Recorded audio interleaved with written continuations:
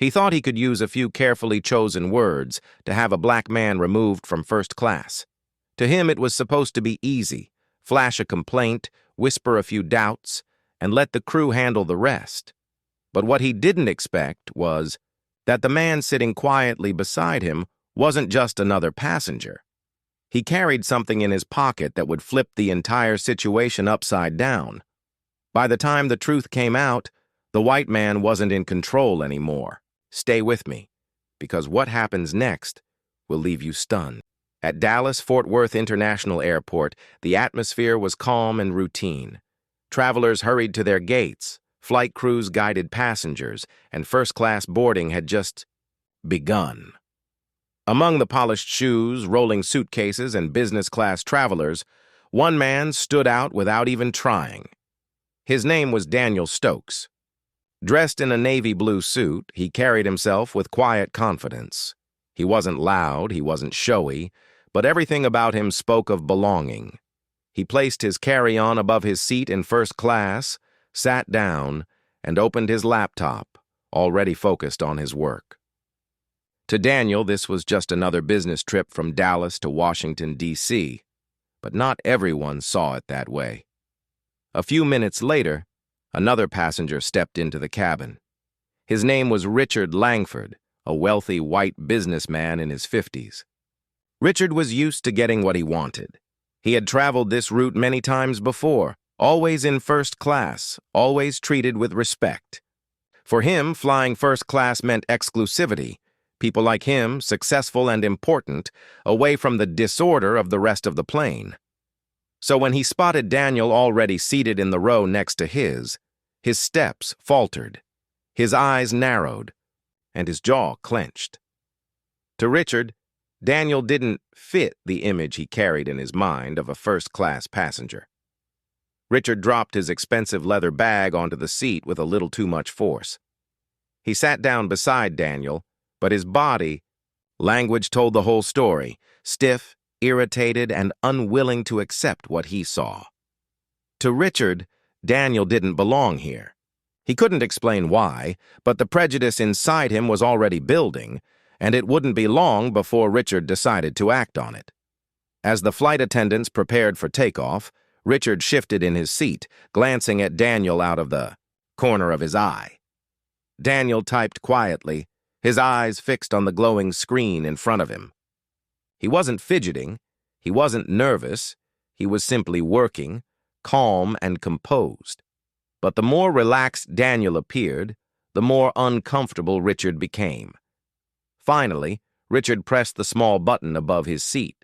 A soft chime rang through the cabin. Within moments, a young flight attendant approached with her practiced, professional smile. "Is everything all right, sir?" she asked gently. Richard leaned slightly toward her, lowering his voice just enough to sound serious, but not loud. He pointed his chin in Daniel's direction and said, "I believe there's been some kind of mistake. I don't think this gentleman is in the right seat." The words were carefully chosen, spoken in a tone that carried hidden meaning. The flight attendant, polite as ever, checked her tablet and scanned the list of passengers. Within seconds, her answer came. "No mistake, sir." Richard forced a smile, but his eyes betrayed his irritation. "Strange," he muttered. She nodded and stepped away, but Richard wasn't finished. His thoughts churned. For him, Daniel's presence wasn't just unexpected, it was unacceptable. He convinced himself that something was wrong, that somehow this wasn't normal. Moments later, Richard pressed the button again. This time, Richard spoke with more urgency. "Listen, I don't feel comfortable here. I think I'd like a seat change." The words came out steady, but inside Richard's prejudice was doing all the talking. He didn't say why he felt uncomfortable. He didn't have to. His tone said it for him. The attendant checked once more, only to confirm the obvious. First, class was full. "I'm afraid there aren't any other seats available up here, sir," she explained. Richard's face stiffened. He leaned closer and whispered, "Then maybe he should be moved. There must be space in economy." That suggestion did not go unnoticed. A few passengers nearby shifted in their seats, pretending not to listen but very much aware of what was happening. A young woman a few rows back raised her phone ever so subtly, as though she was scrolling, but in reality, she was recording. The flight attendant drew in a sharp breath. Her professional tone didn't waver, but her words carried. "Wait. Sir, he has a first-class ticket, just like you. He will not be moved." Richard's jaw tightened. His voice grew louder now, enough for others to hear. "I don't feel safe," he said firmly. That phrase changed everything. The air inside the cabin grew heavy. Passengers turned their heads, whispering, eyes darting between Richard and Daniel. Daniel, still calm, slowly closed his laptop. He didn't speak. He didn't argue. He simply folded his hands on top of the device and looked straight ahead. The tension was undeniable. Richard had escalated his complaint into something far more serious, and the flight attendant now faced a choice: handle it carefully or risk a full confrontation at 30,000 feet. And Richard? He believed he was winning, but in reality, he had just set in motion a chain of events that would leave him humiliated in front of everyone. The cabin grew restless.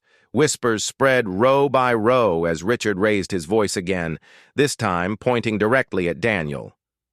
"This man makes me uncomfortable. I want him off this flight."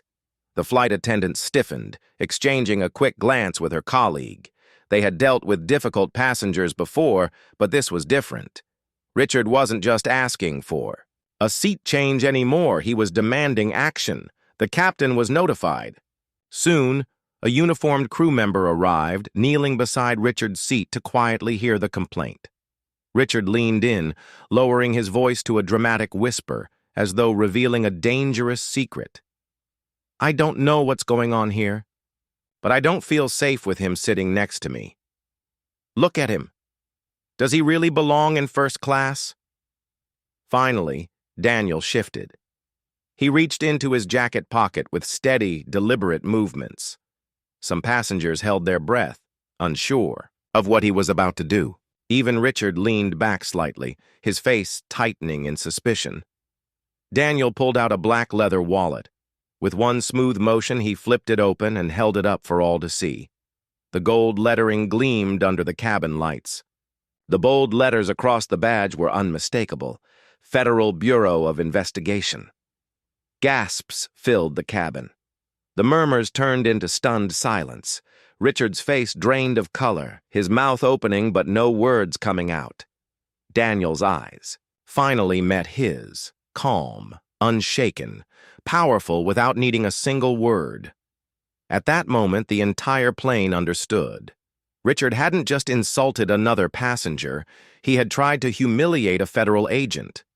And now, it was Richard who looked like he didn't belong. For a few seconds, silence ruled the cabin. The only sound was the low hum of the engines as passengers processed what had just happened. The black man Richard had tried so hard to push out of first class wasn't just any traveler, he was an FBI agent.